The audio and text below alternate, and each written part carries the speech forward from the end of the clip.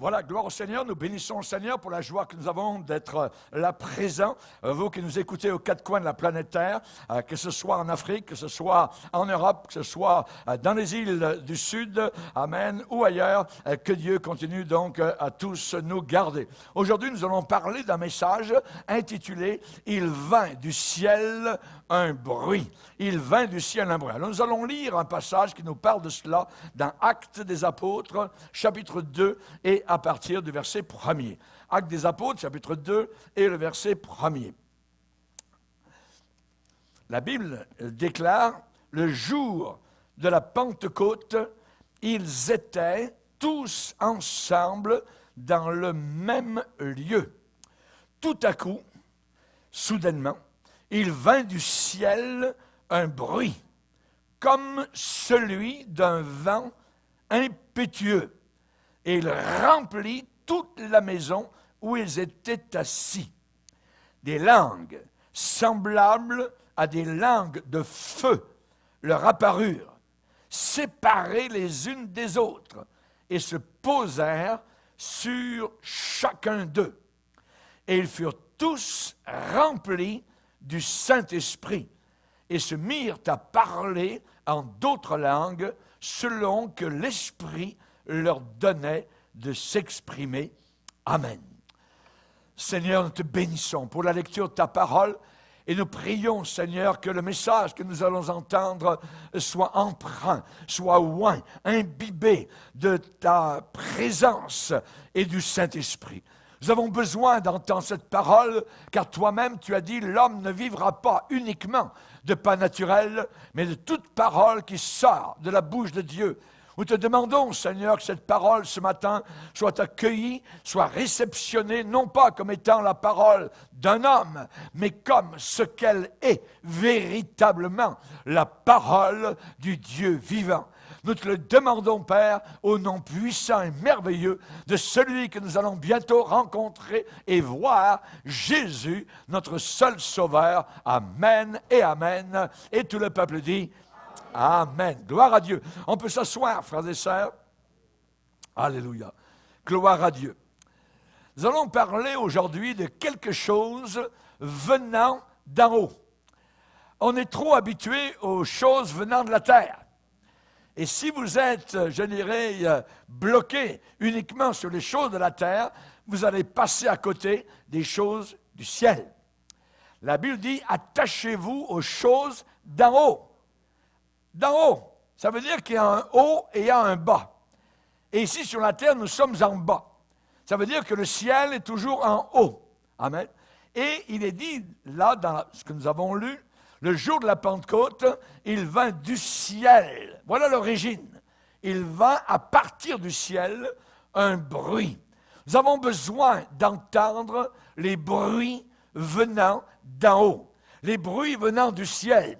Et il me semble entendre un remue-ménage là-haut de trônes, de chaises, tout ça, parce qu'il y a quelqu'un qui est en train de se lever de son trône et il est sur le point de descendre vers la planète Terre pour aller chercher celle qu'il aime, son épouse, l'Église de Jésus-Christ au complet, qui l'attend, rayonnante et resplendissante de joie. Amen.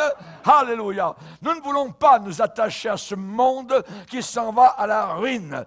Jésus a parlé de la fin des temps sur la planète Terre et il a dit qu'il y aurait des guerres, qu'il y aurait des bruits de guerre, qu'il y aurait des tremblements de terre, qu'il y aurait des famines. Il a décrit tout ce que nous voyons, nous, en une seule génération. Tout ensemble, nous sommes la seule génération à voir tout ce que le Seigneur a déclaré dans Matthieu chapitre 24 à la fin des temps. Alors imaginez par exemple qu'il y ait une certaine technologie qui envelopperait l'élément temps. L'élément temps. Et là, vous pourriez donc, avec cette technologie, zoomer, filmer, visionner 2000 ans en arrière dans la chambre haute, directement à Jérusalem, environ une semaine après l'ascension de Jésus-Christ au ciel. Et là, vous êtes là. Et là, vous zoomez et vous êtes à Jérusalem et vous êtes dans un coin de ce lieu. Et je veux que vous regardiez bien ces hommes et ces femmes qui sont assis dans ce lieu. Ils sont environ 120, comme nous aujourd'hui. Scannez la foule, scannez-la et regardez attentivement, observez bien leur visage, le visage. Que voyez-vous? Qu'est-ce que vous voyez? Pensez à qui ils sont et d'où ils proviennent, d'où ils viennent. Pensez aux apôtres qui sont là, dans ce lieu.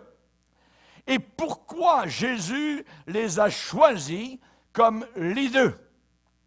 Pourquoi Jésus n'a-t-il pas choisi les rabbins comme leaders? Pourquoi n'a-t-il pas choisi les érudits de la loi, les grands connaissants de la loi? Eh bien, c'est que Jésus aurait pu choisir des orateurs doués qui peuvent parler à des milliers de personnes qui ont une grande puissance d'élocution et d'expression. Eh bien non, Dieu n'a pas choisi ce genre de personnes. Qu'est-ce que vous voyez? Vous êtes en train de scanner ces 120 qui sont là à Jérusalem. Vous voyez là assis des pêcheurs de poissons. Vous voyez Pierre. Vous voyez Jacques. Jean est là. Vous voyez aussi là-bas dans le coin André. Et vous voyez un ancien collaborateur, je dirais, avec le gouvernement de l'époque, qui était un collecteur de taxes dans le lieu de péage. Ah, c'est Matthieu. Vous l'avez reconnu, il est là. Un ancien membre aussi des Zélotes, Simon le Zélote, il est là. Vous voyez, il faisait partie d'un groupe politique radical qui voulait mettre les Romains à la porte. Mais il est là, vous voyez, à Jérusalem. Ce sont des hommes très, très ordinaires.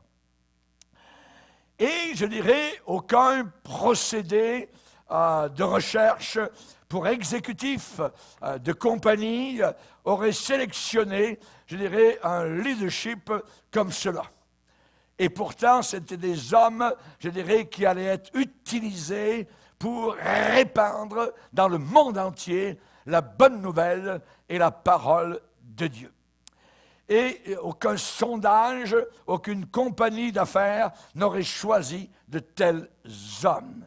La Bible dit que ces gens-là étaient des hommes du peuple sans instruction. Des hommes du peuple sans aucune instruction. Ça ne veut pas dire que ce n'était pas intelligent. Vous avez des gens instruits aujourd'hui qui sont des fous. Vous voyez? Et vous avez des gens non instruits avec aucun diplôme qui sont très intelligents. Et derrière les personnes, peut-être que vous auriez sélectionné, eh bien, vous n'auriez pas choisi ce genre de personnes-là. Mais Jésus, il les a choisis et il a fait cela pour un but. Il avait un but. Jésus savait que ce serait quasiment impossible pour eux de dépendre de leur capacité personnelle. Il les a choisis pour ça. Ces gens ne pouvaient pas dépendre d'eux-mêmes. Aujourd'hui, qu'est-ce qu'on a comme slogan autour de nous? Crois en toi. Eux ne croyaient pas en eux, vous voyez, absolument pas. Ils ne pouvaient pas dépendre de personne d'autre que du Seigneur. Et donc, ils devaient rechercher sa promesse. Avant de remonter au ciel, Jésus leur avait dit, hop, hop, hop, ne partez pas évangéliser, restez à Jérusalem jusqu'à ce que vous soyez revêtus comme d'un vêtement, voyez, de la puissance d'en haut. De la puissance d'en haut. Les hommes recherchent la puissance d'en bas. Ils recherchent l'influence humaine. Ils recherchent des postes. Ils recherchent à être regardés par les foules. Mais pas, évidemment, avec Jésus. Il leur a dit, attendez à Jérusalem jusqu'à ce que vous soyez revêtus d'une certaine puissance, la puissance d'en haut. Power from on high. La puissance céleste, dans quelques jours, va tomber sur vous. Et je dirais qu'aujourd'hui, ce que nous remarquons, c'est que plus les gens sont instruits, plus ils sont bright, plus ils sont intellectuels, plus ils ont des connexions dans les influences humaines. Ils ont des ficelles avec leur argent, voyez. Ils ont des pistons dans le monde pour les pistonner, pour qu'ils leur ouvrent donc des portes de ce monde. Mais plus ils font cela, plus ils ont tendance de détourner totalement leur regard de la puissance de Dieu, de la puissance du Seigneur. Et ils font de moins en moins confiance dans la grâce de Dieu. Un jour, l'apôtre Paul avait de graves problèmes et le Seigneur lui est apparu et lui a dit, « Paul, ma grâce te suffit. Tout ce que tu as besoin, c'est ma grâce. » Et la grâce de Dieu, c'est elle qui nous a sauvés, qui nous a pris là, dans la boue du péché où nous étions, et va nous amener jusqu'aux portes de la gloire dans le paradis. C'est la grâce de Dieu. Ma grâce te suffit. Et c'est la raison pour laquelle on doit prier, Seigneur, ta grâce, s'il te plaît. Je veux ta grâce.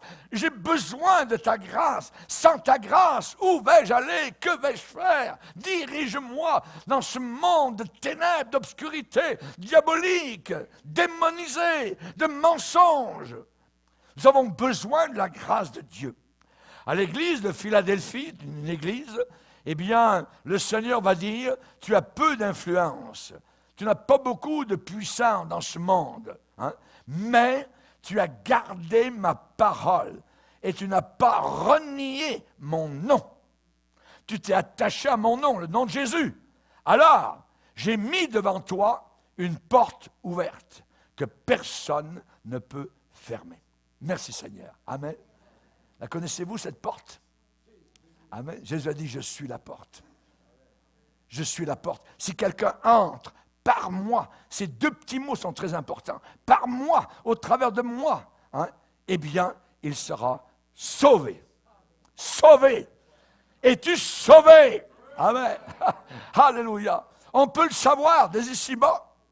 Et aujourd'hui, nous voyons que beaucoup de personnes ne le savent pas parce qu'ils ne sont pas sauvés. Vous voyez? Quand on est sauvé, vous pouvez dire, je suis sauvé. Et vous le dites avec grande humilité. Les païens disent, tu es orgueilleux, tu dis que tu es sauvé, on ne peut pas le savoir. Oui, on peut le savoir. Tous les premiers chrétiens savaient qu'ils étaient sauvés. La prédication de la croix est une folie pour ceux qui périssent, qui vont en enfer. Mais pour nous qui sommes sauvés, c'est la puissance de Dieu. Alléluia. Merci Seigneur. Comment on a été sauvés? C'est simple. On a dû se repentir de nos péchés. On est des pécheurs, on est des pas bons, on est des sales, voyez, on est des menteurs, et ainsi de suite, voyez. Mais Jésus est venu pour des gens semblables. Il l'a dit lui-même, je ne suis pas venu pour sauver des justes, je suis venu pour sauver des pécheurs, des pécheurs. Merci Seigneur, alléluia, que Dieu soit béni. Et là, dans cette chambre haute à Jérusalem, il y a 2000 ans, eh bien, pire que cela, dans ce groupe-là, que vous observez et que nous observons, eh bien, il y a des hommes qui ont eu un échec, une faillite spirituelle flagrante très récemment et avec grand retentissement. Juste quelques semaines auparavant, au moment de la crise, ils avaient déserté leur leader. Ils avaient déserté Jésus-Christ. Et leur expérience de disciples de Jésus pendant 3 ans, avec l'enseignement qu'ils avaient reçu jour après jour, s'était envolé soudainement par la fenêtre. Ils l'avaient déserté. Ils l'avaient abandonné. Toutes les leçons qu'ils avaient apprises de Jésus pendant 3 ans, hein, eh bien, a disparu soudainement. Et évidemment, donc, qui pouvait enseigner mieux que Jésus, la vérité. C'est l'enseignant des enseignants des enseignants avec un E majuscule. Et pourtant, à l'heure de la crise, ces gens qui sont là, dans cette chambre haute à Jérusalem, l'avaient abandonné. L'avaient déserté. Voyez? Ça veut dire que toutes les leçons qu'ils avaient apprises, comme si rien n'avait été appris. Maintenant, c'était du vent. Ils avaient quitté Jésus. Pourtant, ils avaient observé son exemple, sous toutes les coutures, du matin au soir, même la nuit. Ils étaient continuellement avec Jésus, et dans toutes sortes de circonstances. Ils l'avaient vu se tenir bout au vent, face à la pression des pharisiens qui cherchaient tout le temps à trouver des failles, à le condamner, à trouver des péchés en lui. Et raison pour laquelle ils avaient entendu Jésus dire « Qui de vous me convaincra de péché ?» Jésus est le seul, ici-bas sur terre, à ne pas avoir commis un seul péché. Il est sans péché. Mahomet a commis beaucoup de péchés. Bouddha a commis beaucoup de péchés.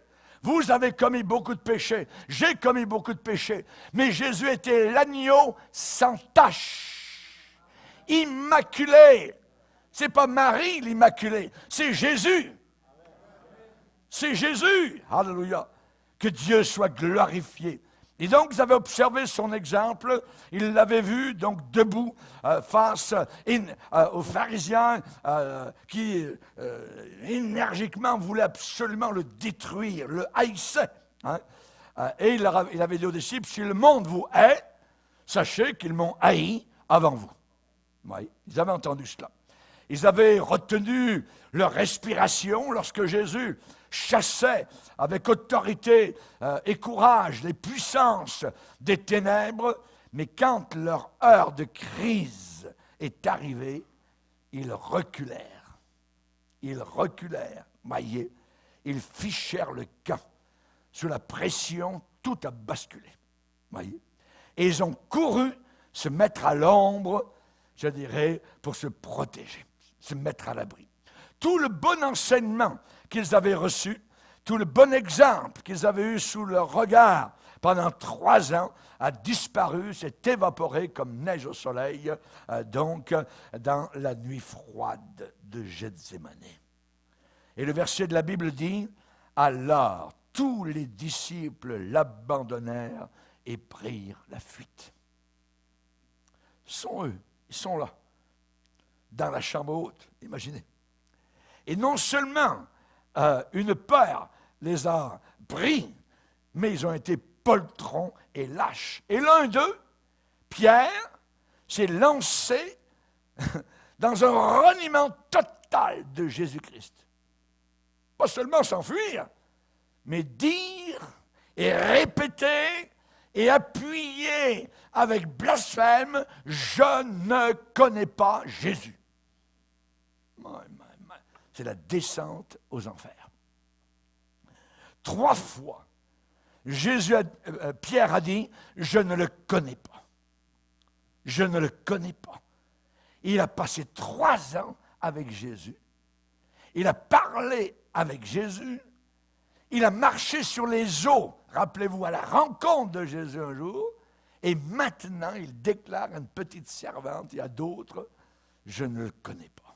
Je ne sais pas ce que tu veux dire. Oui. Et la Bible déclare que la 3e fois, la dernière fois, eh bien, cela a été ponctué de blasphèmes et de mots profanes. La Bible dit des imprécations et des jurons, des blasphèmes.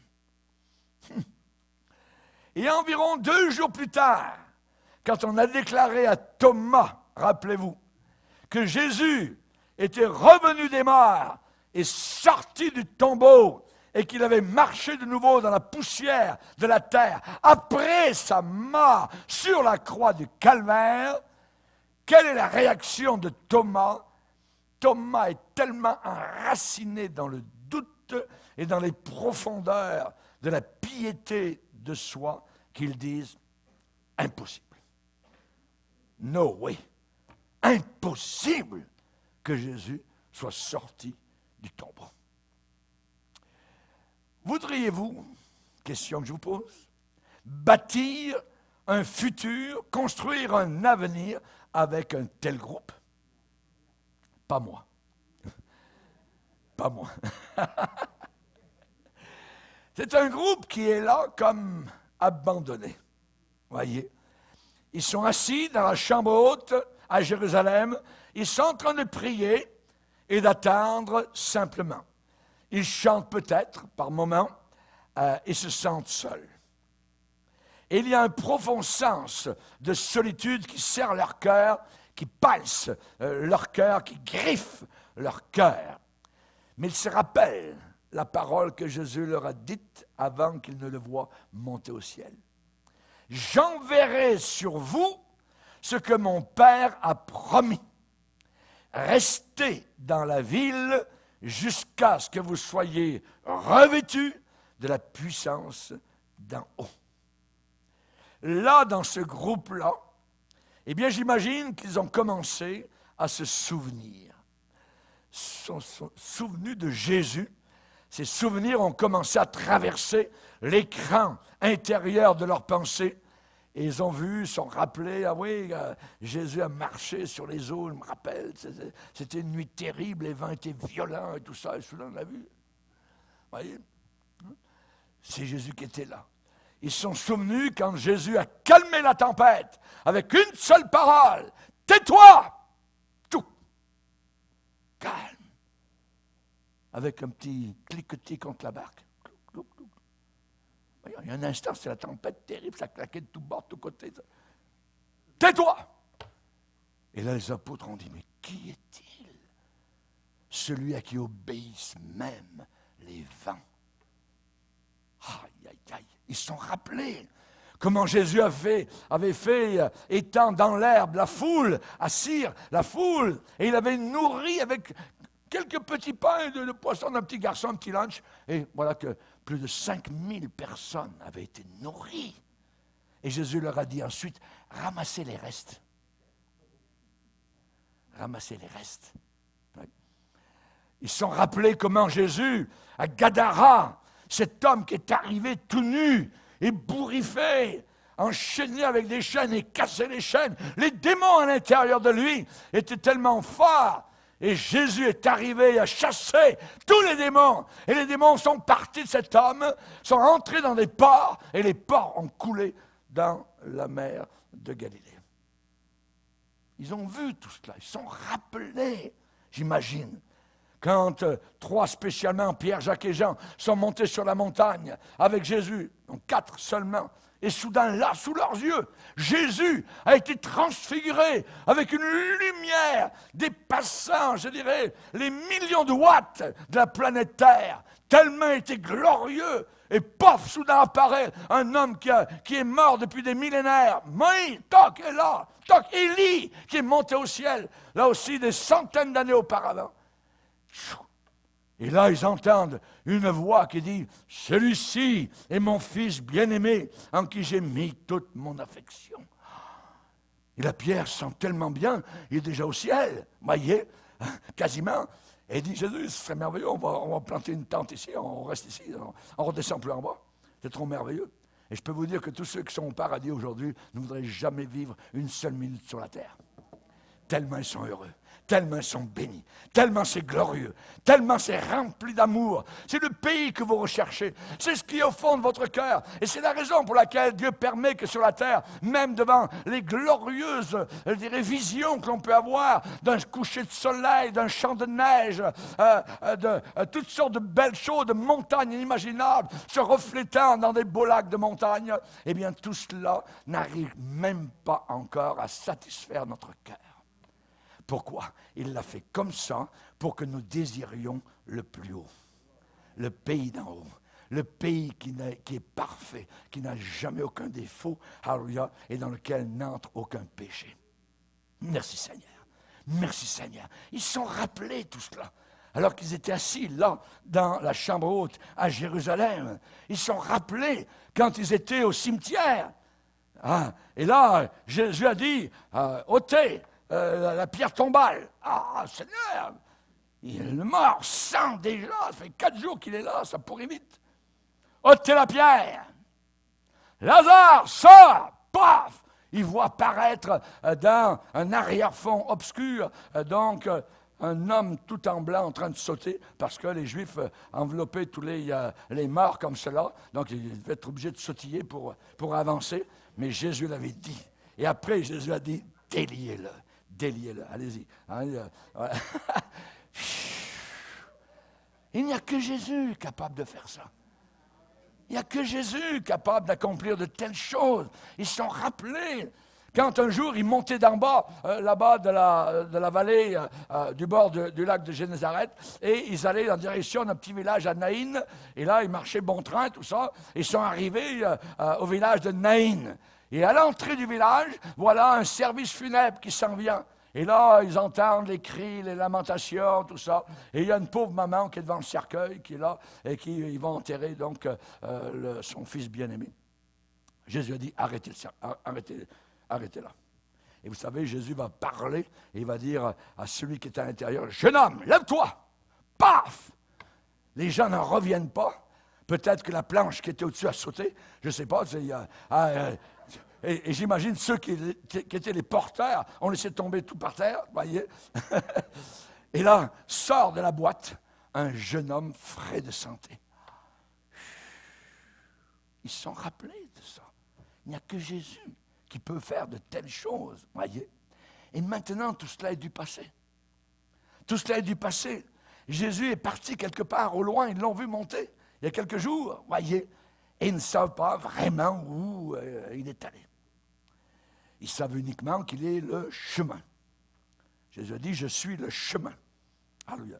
C'est tout ce qu'ils savent, voyez. Et ils sont tourmentés par des souvenirs. Ces fameux souvenirs. Et là, donc, ils se souviennent aussi qu'ils ont été une faillite totale, un échec, quand leur maître en avait le plus besoin. Peut-être, que devait-il faire maintenant? Peut-être, ça fait 10 jours qu'on est en train de prier, ça commence à suffire. Hein? On va sortir dehors, on va se disperser, tout ça. On va parler de Jésus, mais ça peut être dangereux, tout ça. On est au milieu de Jérusalem et la ville avait crié, on se rappelle, que Jésus soit crucifié. Et peut-être qu'ils vont faire la même chose avec nous. Hein? La capitale n'a pas changé.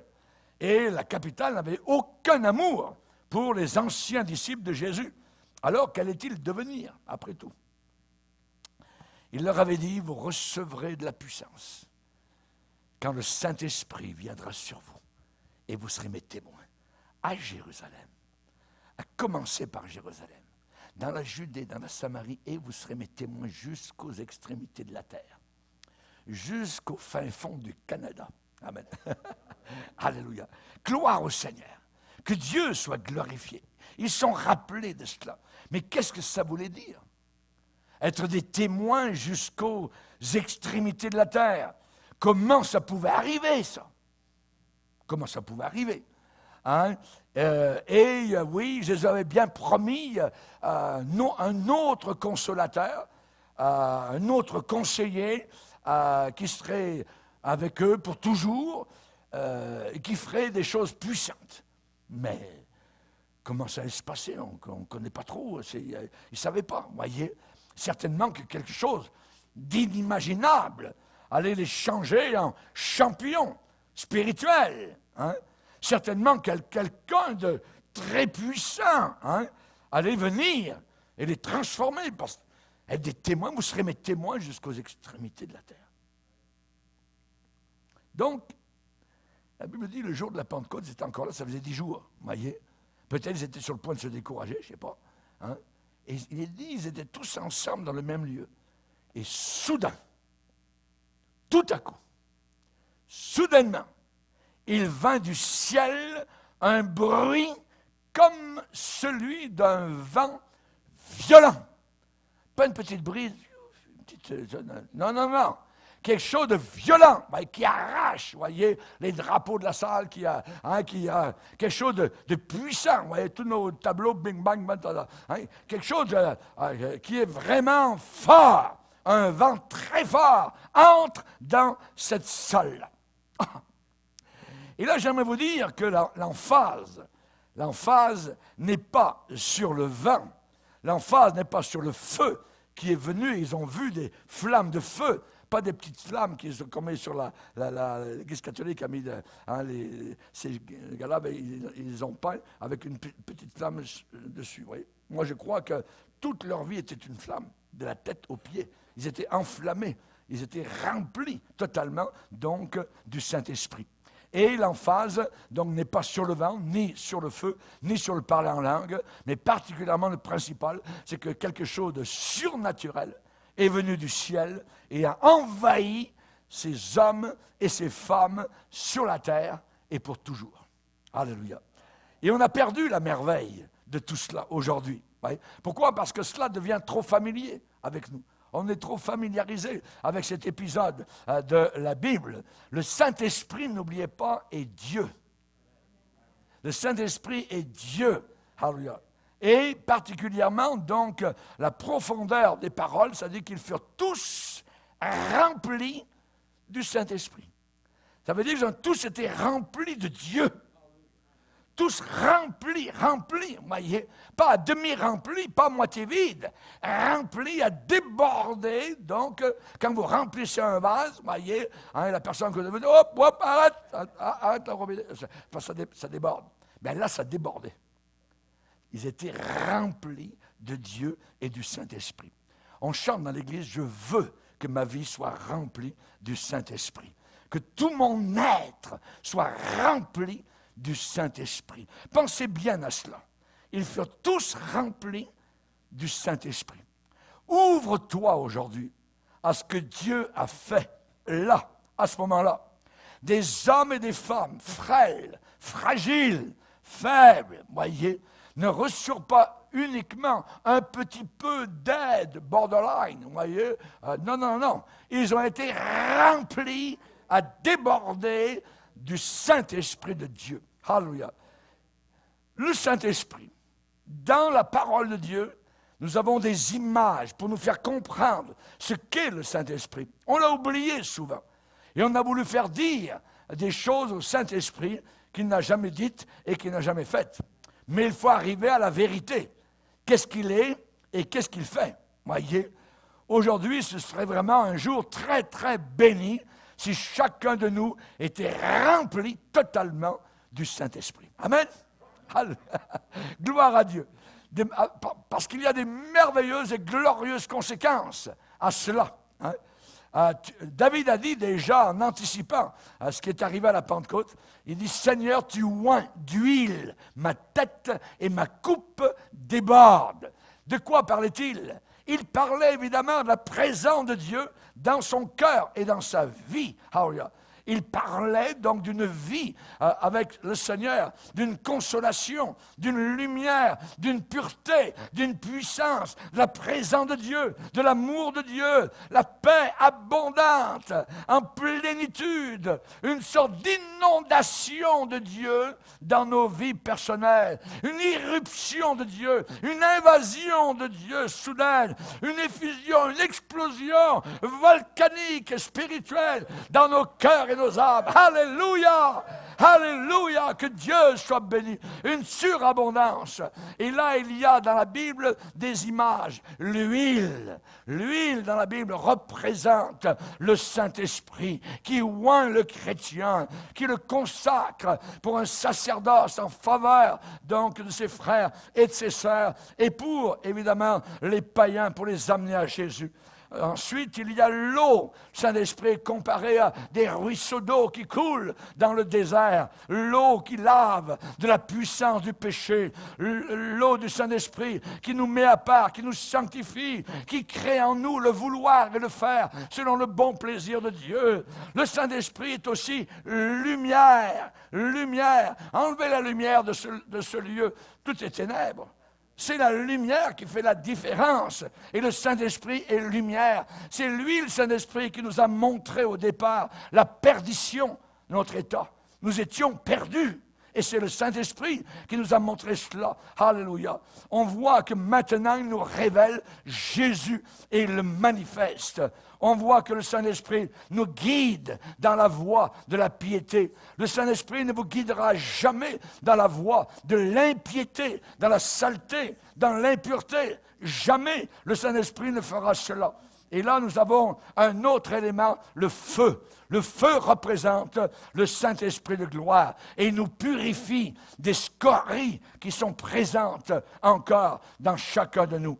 Le Saint-Esprit nous enflamme, nous embrase pour que nous ayons la capacité de servir le Seigneur jusqu'à la fin et de pouvoir dire avec l'apôtre Paul, « Christ est ma vie et la mort m'est un gain. » Alléluia. Ça, c'est le Saint-Esprit qui est capable de nous faire dire cela. Alléluia. Ensuite, le Saint-Esprit, eh bien, une autre analogie, une autre métaphore, comparaison, c'est la rosée du ciel.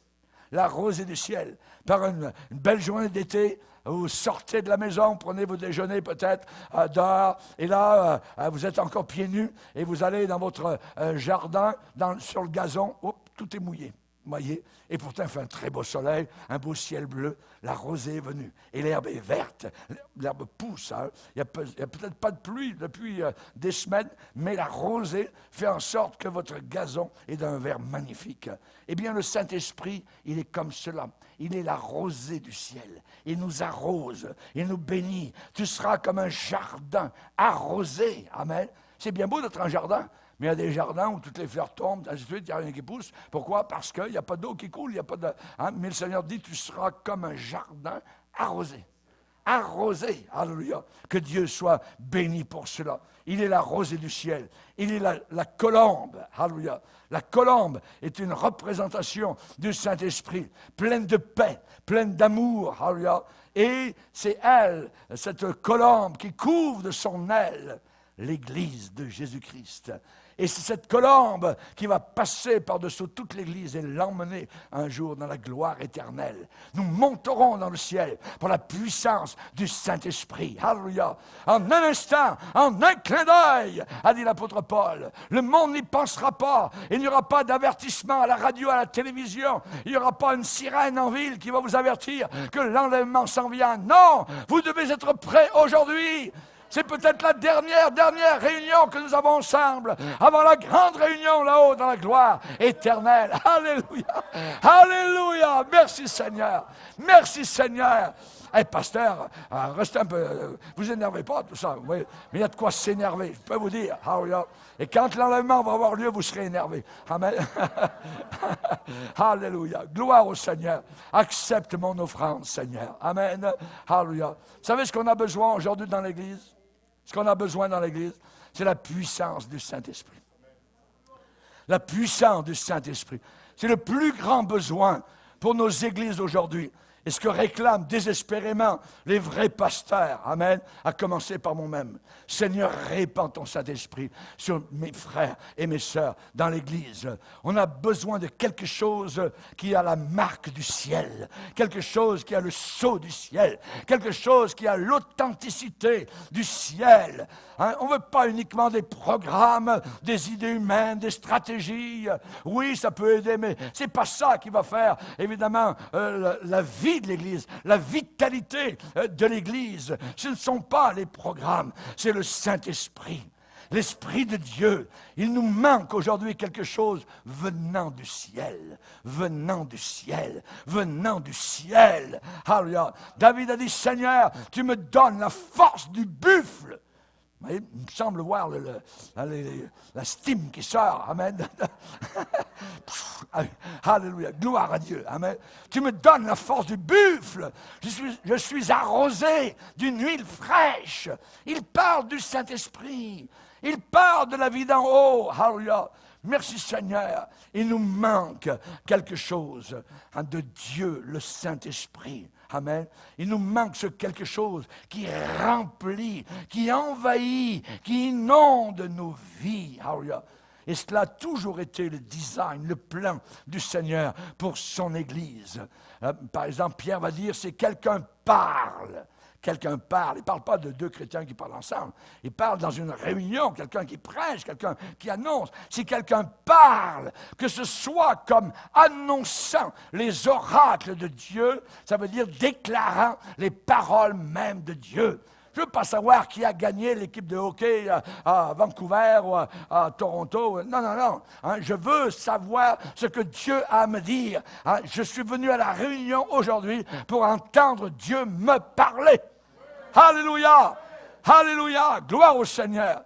Amen. On a besoin de cette sorte de prédication autoritaire, qui sonde les cœurs, qui fouille les esprits, qui pénètre à l'intérieur des âmes. Pourquoi? Parce que dans Hébreux 4,12, il est dit, la parole de Dieu, elle est vivante, elle est efficace, elle est plus tranchante, plus aiguisée qu'une épée à double tranchant. Elle est pénétrante jusqu'à partager âme et esprit.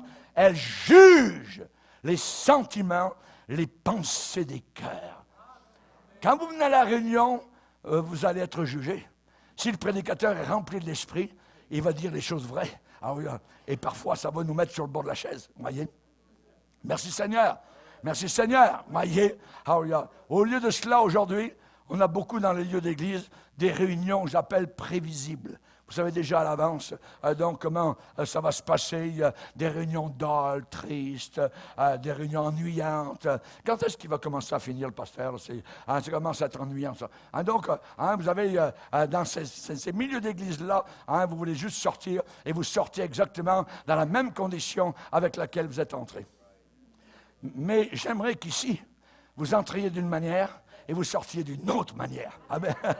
Alléluia. Gloire au Seigneur.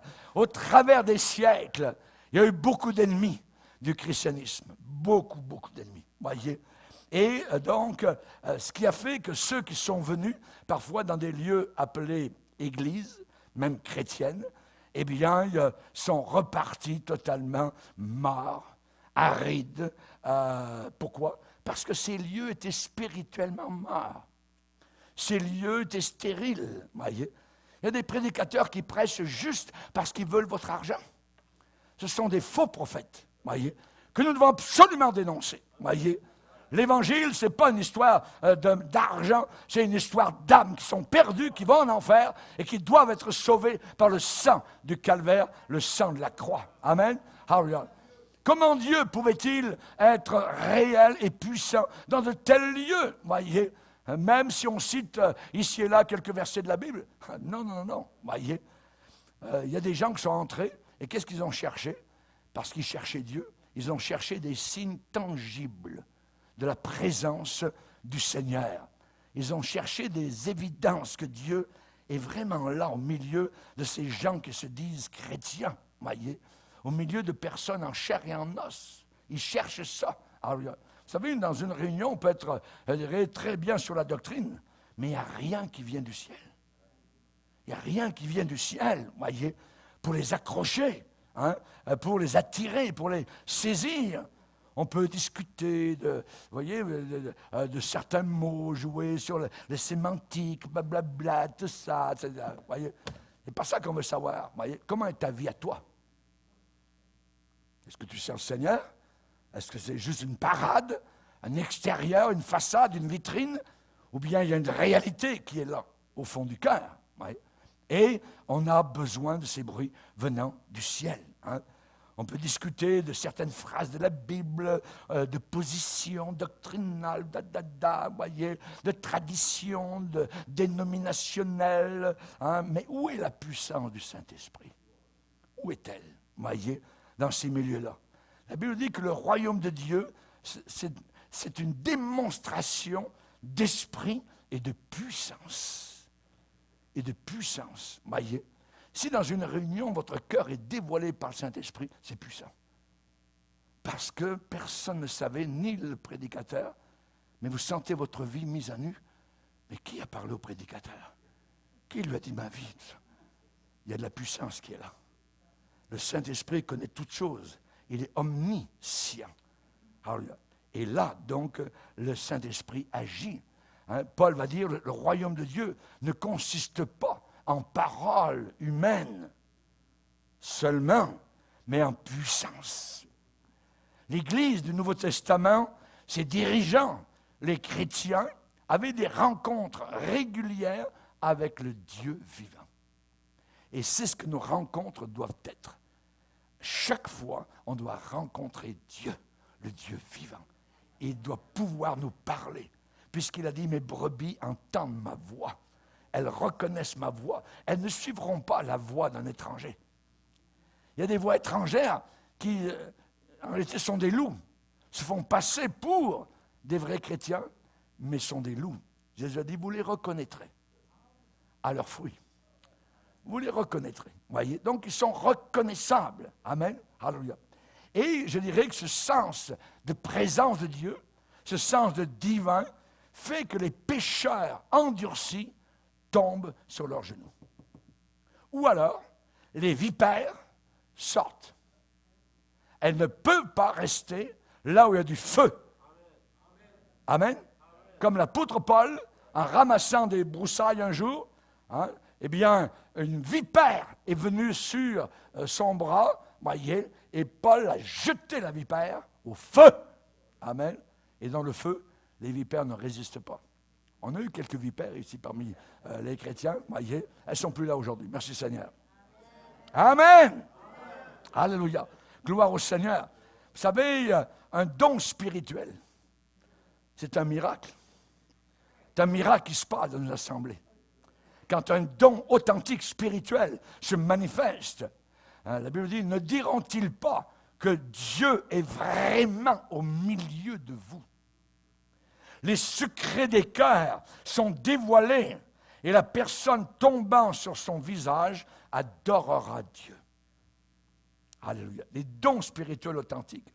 La parole de Dieu, sous l'onction du Saint-Esprit, poignarde les cœurs et les consciences.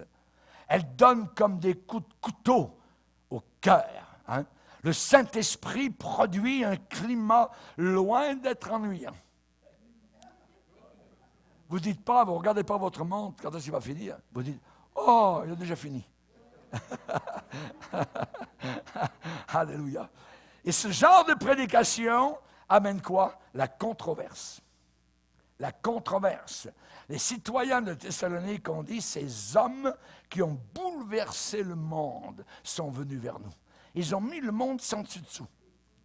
L'Évangile, normalement, nous met sans dessus-dessous.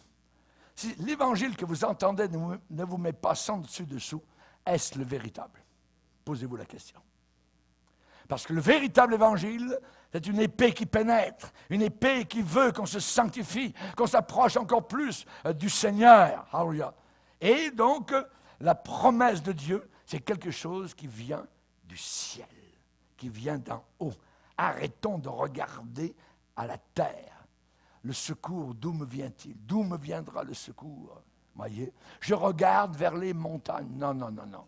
Regarde plus haut que les montagnes. Regarde plus haut que le ciel. Regarde plus haut que les nuages. D'où me viendra le secours? Le secours me vient de l'Éternel. Quel Éternel qui a fait les cieux et la terre? Alléluia. Le Créateur. Le Créateur. Ah, j'aime le Créateur. L'aimes-tu, mon frère? Brilles-tu, ma soeur? Alléluia. Gloire à Dieu. Gloire à Dieu. Amen. Alléluia. Je dirais, c'est comme un bateau, amen, qui était en train d'aller sur les rochers. Alléluia. Et là, le Seigneur nous ramène dans le droit chemin. Alléluia. Énergiquement, toc, on réalise. Amen. Celui qui réfléchit sur les choses trouve le bonheur. Trouve le bonheur. Nous, chrétiens, nous allons totalement à l'encontre de ce que le monde pense. Eux, ils sont sur un chemin grand et large, voyez. Et nous, eux, ils descendent. Et nous, c'est un petit chemin, un petit sentier. Et on est en train de monter. Voyez. Bye bye, bye bye. Alléluia. Gloire au Seigneur. Parfois, il y a une prédication qui va toucher votre cœur. Une prédication qui va toucher votre cœur, et je dirais en profondeur, qui parle avec force, avec puissance à votre propre besoin spirituel. Vous Nous avons eu des emails des gens qui nous ont dit, pasteur, vous avez répondu à nos questions. Ça veut dire que vous avez des questions. Mais la prédication, moi, évidemment, au travers de la planète Terre, ça répond à leurs besoins. Alors, Dieu connaît tout ça. Vous dites parfois, d'aucune manière, celui qui parle en avant savait qui j'étais. D'aucune manière, il connaissait ma situation, il connaissait la bataille, le combat actuel que je suis en train de mener. Et quand il a prêché son message, c'est comme s'il avait lu mon courrier personnel. Mais qui lui a dit ça? Maillé. Eh bien, c'est le Seigneur. Dites pas, c'est quelqu'un d'autre. Ou ça. Non, non. C'est Dieu qui dirige les messages, qui donne les intonations, tout ce qu'il désire pour que nous puissions être édifiés. Alors, ce que Dieu a fait le jour de la Pentecôte est puissant. Ça a été la naissance de l'Église. C'est là que l'Église est née, véritablement. Elle est née dans le feu et elle va se terminer dans le feu. Amen. Parce que ce sont des gens enflammés qui vont monter au ciel. Les gens tièdes seront vomis de la bouche du Seigneur. Il y a 2 églises à la fin des temps qui sont côte à côte. L'église de Philadelphie et l'église de Laodicée. Il y en a une qui a peu d'influence, mais qui garde la parole de Dieu, qui la serre dans son cœur. Et il y a l'autre qui est riche, imposante, ainsi de suite, mais qui n'a même pas besoin de Jésus parce qu'ils l'ont mis où? Ils l'ont mis dehors. Ils l'ont mis dehors. Jésus, tu pourras rentrer quand on aura besoin de toi. En attendant, reste dehors. Parce que nous, on a nos programmes, on a nos musiques, on a nos fumées en avant, on a nos festivals, on a ci, on a ainsi de suite. On n'a pas besoin de toi, Seigneur. Il y en a une église comme cela aujourd'hui qui est réelle autour de vous, qui existe et qui a mis Jésus dehors et son enseignement. Et qu'est-ce que le Seigneur dit à cette église? Parce que tu es tiède, je te vomirai de ma bouche. Je te vomirai. C'est une menace terrible. Et la Bible dit dans l'Hébreu, c'est une chose terrible que de tomber entre les mains du Dieu vivant. Cette église de la fin des temps, apostate, qui parle de Jésus, mais qui n'a pas Jésus à l'intérieur, sera vomie de la bouche du Seigneur. Ça veut dire que c'est une église qui va en enfer. Réfléchissez. Ceux qui disent, une fois que vous êtes sauvés, vous êtes toujours sauvés, vous ne pouvez jamais descendre du train. Oui. Quel danger de croire une fausse doctrine semblable. Vous pouvez sortir du train de l'Évangile quand vous voulez et n'importe quand. Démas l'a fait. Judas l'a fait.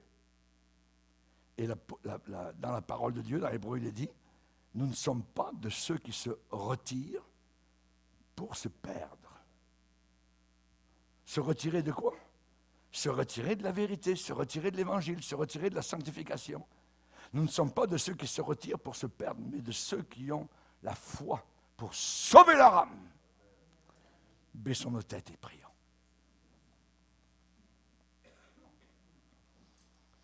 Seigneur, nous voulons te bénir. Seigneur, nous sommes en ta présence. Et nous reconnaissons, Seigneur, la voix du Saint-Esprit. Nous te bénissons car nous vivons une époque dangereuse, frivole, qui est légère aux yeux de Dieu. Et dans le prophète Naoum, au 1er chapitre, face à une génération légère, tu as donné un verdict terrible. Et tu as dit, dans Naoum, 1er chapitre, parce que tu es trop léger, j'ai préparé ton cercueil. Seigneur, nous ne voulons pas être légers, frivoles, face aux grandes vérités que tu nous as accordées, face au calvaire sur lequel tu as donné ton corps, ton âme, ta vie, ton sang, ton esprit, pour chacun de nous. Quelle honte, Seigneur, tu as supporté. Et tout cela pour nous sauver. Parce qu'il n'y avait pas d'autre moyen. Il fallait que tu passes par là, de façon inévitable, de façon incontournable, pour nous sauver. Et c'est la raison pour laquelle nous voulons nous jeter à tes pieds et te dire merci, Seigneur, de nous avoir sauvés, de nous avoir pardonnés et nous avoir donné le Saint-Esprit qui nous a conduits, nous a fait comprendre ces réalités éternelles. Dans le nom puissant de Jésus, Amen. Et tout le peuple dit Amen. Amen. Gloire à Dieu. Levons-nous ensemble devant le Seigneur, on va le bénir.